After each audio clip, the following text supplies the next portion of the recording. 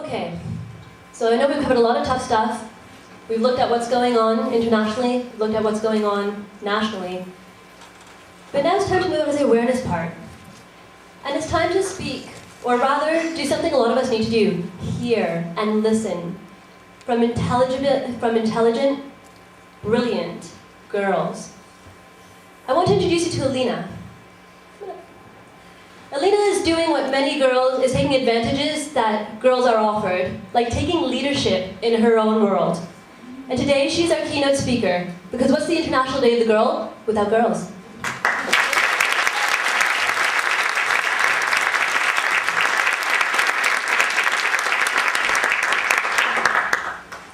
Thank you so much, Rahina, for that lovely introduction.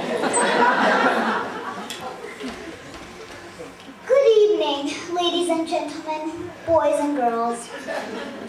After having watched this heartbreaking documentary, the only way that I choose to start this evening is by ensuring that each and every life that has been snatched from every baby girl for simply being a girl is at least remembered in our memories, in our hearts, and in our conscience by observing a moment of silence and remembering their plight.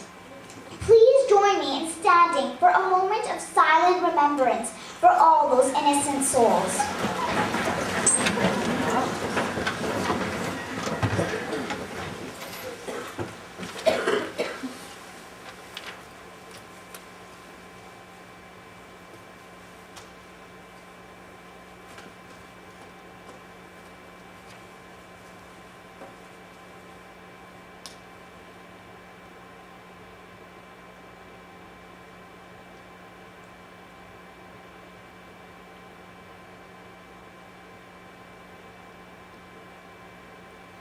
May their souls rest in eternal peace.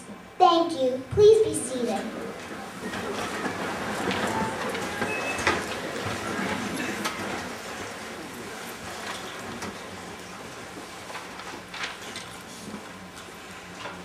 When I first watched the trailer for this documentary, I must admit, I cried myself to sleep that night.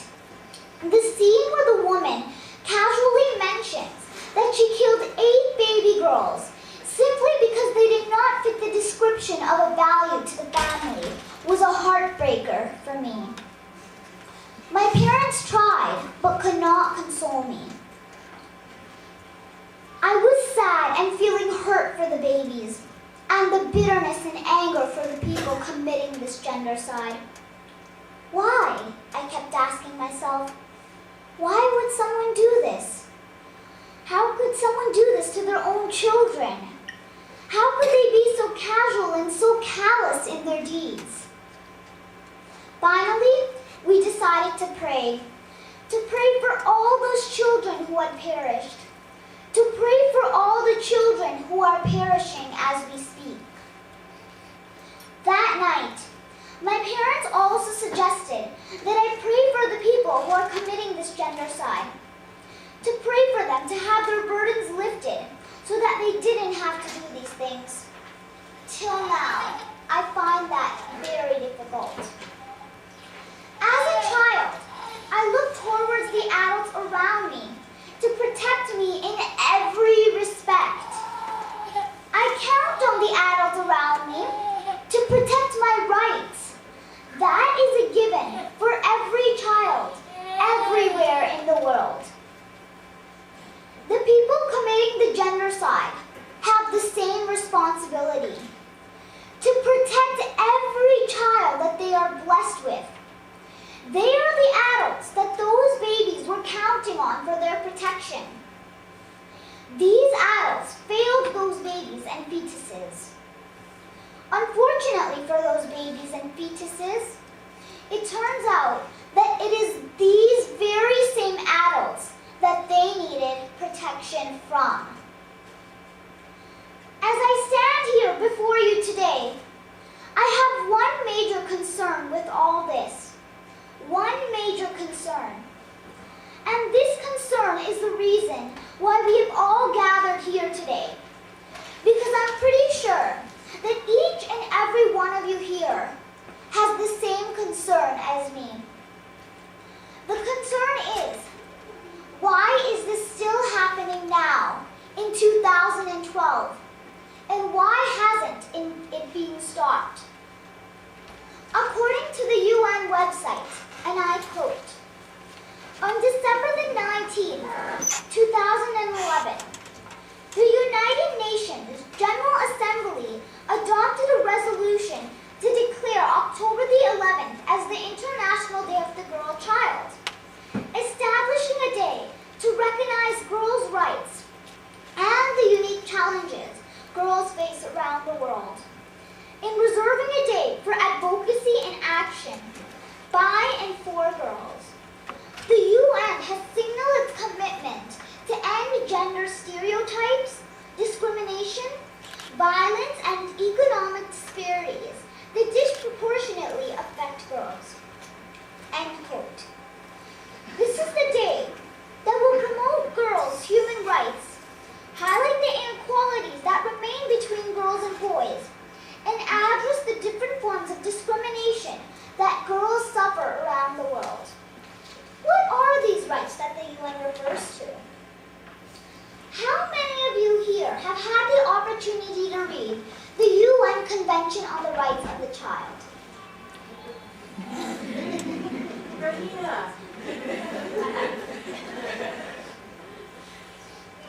A few, not bad.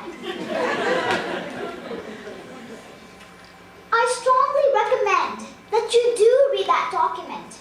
One, because the declaration is impressive as it covers civil, cultural, economic, political, and social rights. And two, we all need to be aware of these rights because they pertain to us and are there to protect us. We ought to know what we are standing up for, right? The UN Convention of Rights was declared in 1989. 23 years have gone by. What have we accomplished since then? Are you aware that this is not just an Indian or Chinese problem? It's happening all over the world. Did you know that it's also possibly happening right here in Canada? It was reported just a few weeks ago that some women in Canada were possibly using sex determination tests and then aborting the fetus if it was a female. So, considering the sad and shocking nature of what's happening, why are we here celebrating the International Day of the Girl? Should we not be mourning the losses suffered thus far? Well, I hope you agree that just sitting and mourning is not going to help the present and future generations. Whilst we cannot forget the atrocities that have been committed, we must remember that the problem has not been resolved, and hence the International Day of the Girl. We are here to celebrate because this day has been proclaimed by the United Nations. It serves to highlight those atrocities, but more importantly, it gives us an elevated platform from which to highlight the cause and remedy the situation. Allow me to share my life story with you, and then I can tell you why I am celebrating.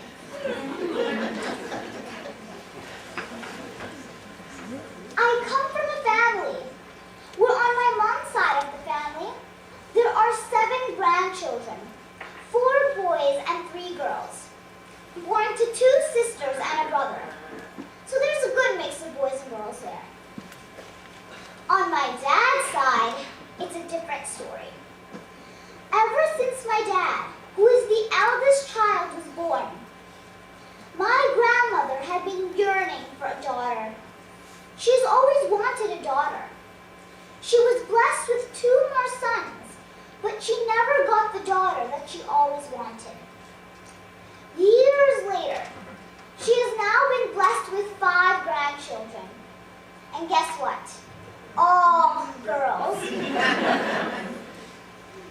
Of which I'm one of. And so is my baby sister, who is 11 and a half months young. joy with these additions to the family. 3 of my grandparents, my parents, my uncles and aunts were all born in Africa.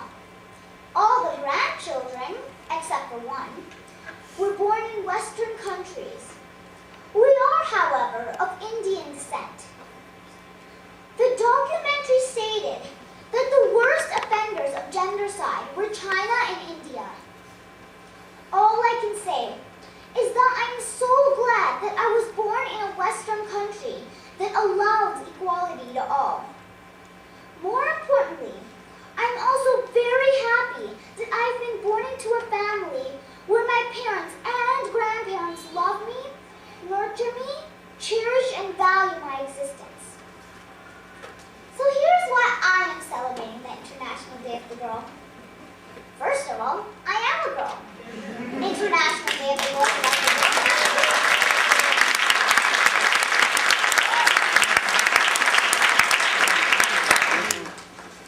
Second, as I stated, my origins are East Indian, but I'm glad that my parents and grandparents don't share the same cultural behavior towards the treatment of women.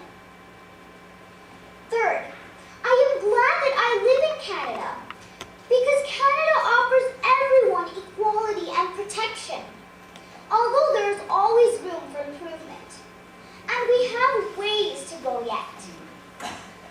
Canada is a leader in achieving gender equality, working to find ways to make gender equality part of its national identity. This is something all countries who respect human rights can do. Find ways of integrating equality of humans, regardless of gender.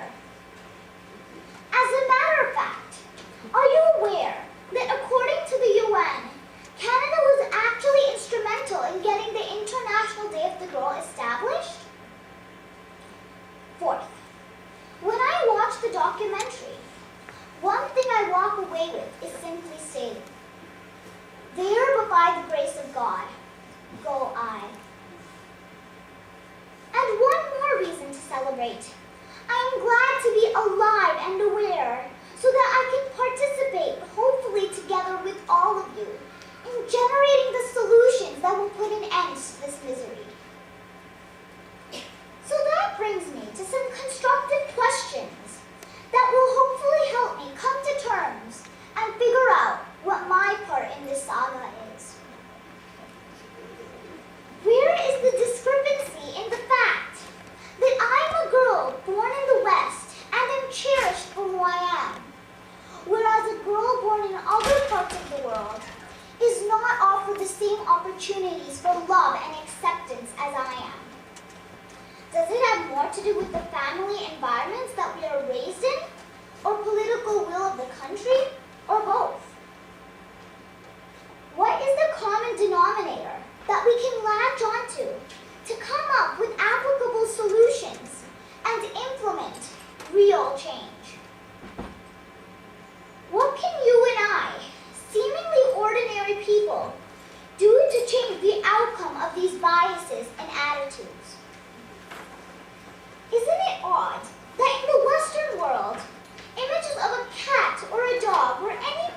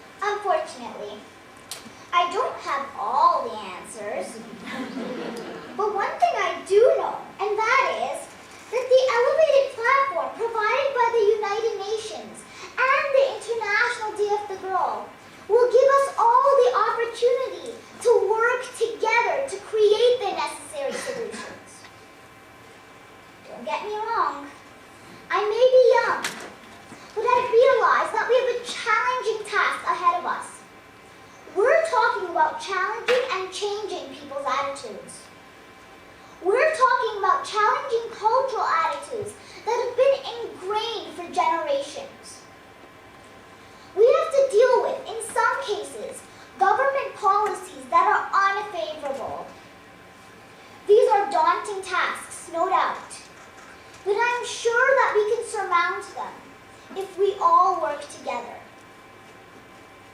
I would also suggest that in some instances, the solutions don't always come from big sources. In the documentary, there are already a lot of women in the front lines of this battle, and they are paying a heavy price. Like Dr. Mitu Khurana in India, and Rita Banerjee, who's been taking a lot of risks to get heard. And I'm sure there are plenty more who we did not see in the documentary. But the most heartwarming story in the documentary for me is the story of Mehui, the baby that was found in the box near the river. I'm in awe of the lady who found her and fought for Mehui's right to life. She is now the proud grandmother to that child. Did you see how feisty she is? Especially her reaction when she talked about the security guard who suggested that she throw the baby in the garbage. It seemed that everyone around her was against the idea that the baby girl should survive. And then, watching that baby grow into a little girl and enjoying her dance class makes you wonder, why would anyone not want a beautiful child like that? But that part of the documentary also showed me what single individuals can do to fight these prejudices in society. There is an active role for all of us to play. If you need any more examples of courageous involvement, you have to look no further than 14-year-old Malala Yousafzai, a women's rights activist in Pakistan. Last Tuesday, Malala was shot in the head by the Taliban, simply for standing up for her rights to be educated. In September 2008, she spoke out publicly against the Taliban, letting them know that they may stop her from going to school, but they could never stop her from learning.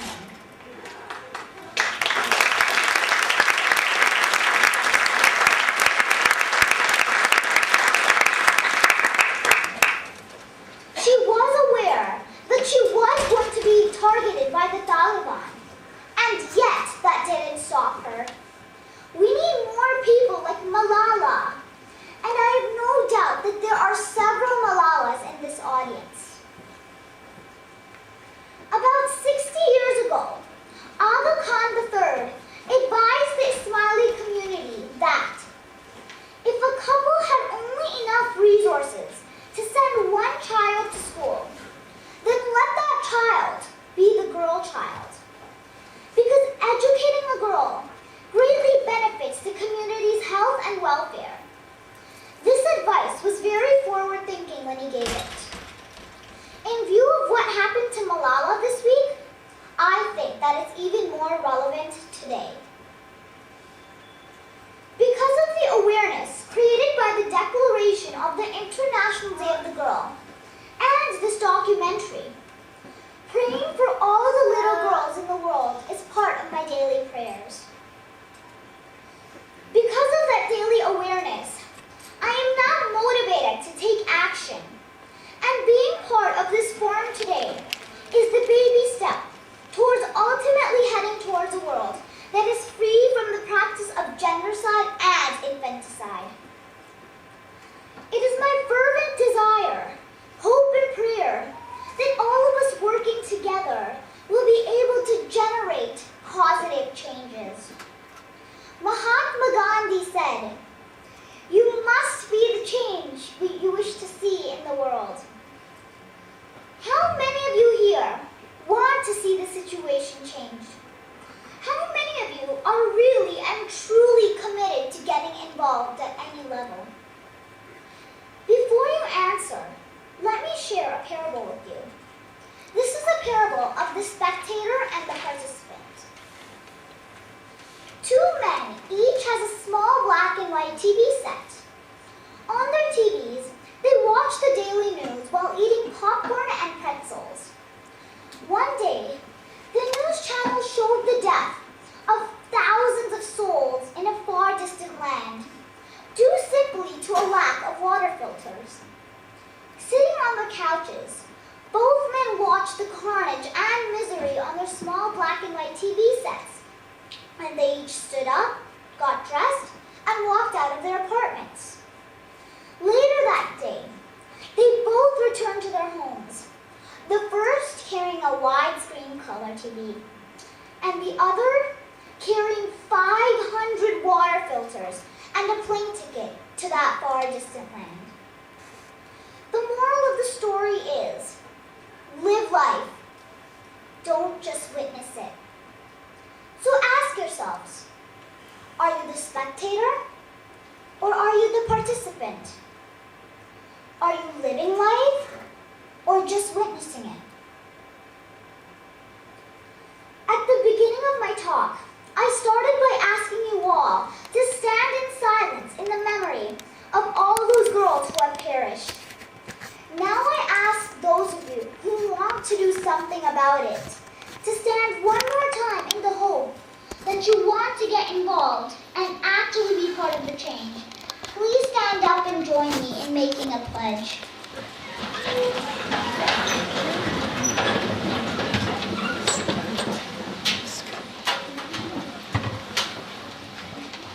Please hold up your hand and repeat after me. I hereby pledge to myself that. I hereby pledge to myself that. Wherever and whenever possible. Wherever and whenever possible. I will speak out against these atrocities. I will speak out against these atrocities. I will spread the awareness of these atrocities. I will spread the awareness of these atrocities. I will join forces with like-minded people. I will join forces with like-minded people. Locally and globally. Locally and globally. To change the existing attitudes. To change the existing attitudes. I will engage the Canadian government. I will engage the Canadian government. To get involved and stop these atrocities. To get involved and stop these atrocities. Thank you. Please be seated.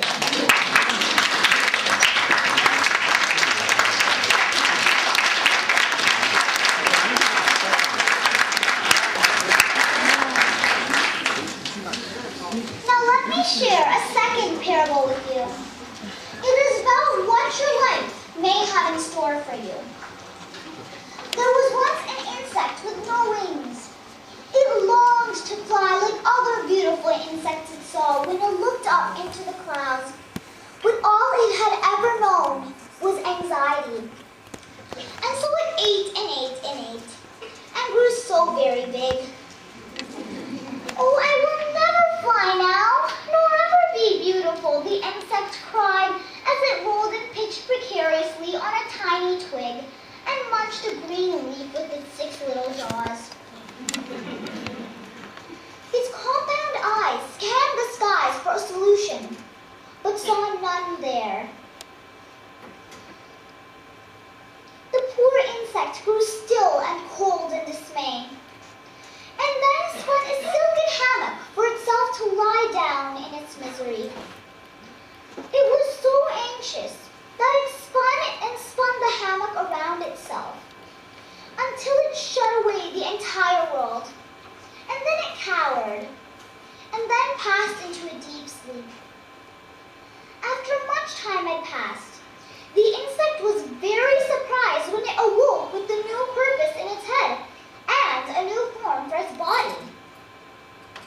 It spread, dried, and tested its newly grown wings, and then, unfurling its coiled tongue and tasting the sweetness of the breeze for the first time, soared into the clouds, alive and with a new zest for life. And so the caterpillar had now transformed into a butterfly. Therefore, consider this. Maybe, just maybe, you are in the incubation stage of who you can really be. In my closing remarks, I acknowledge the United Nations for highlighting the cause of girls in our global society. I acknowledge the makers of this film for making me everywhere. I acknowledge Rahina and Helen, the co-chairs of the United Nations Association of Canada's Toronto branch, UNACTO.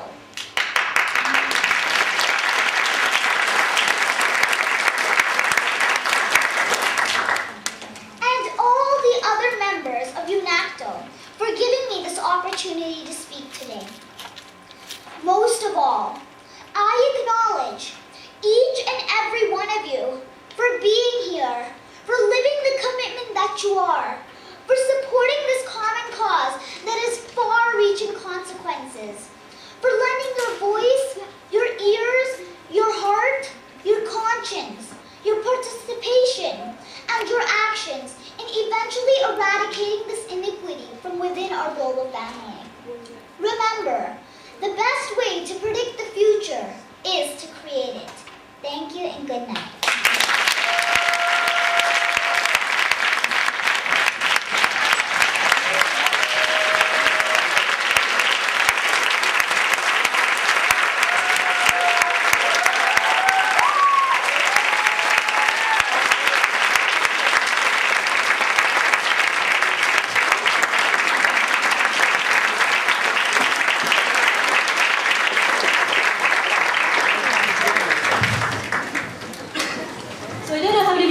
But my entire committee has been wearing the Manifesto Against Gendercide on our t-shirts.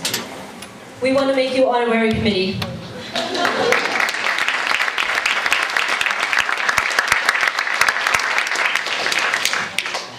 See the power of a girl?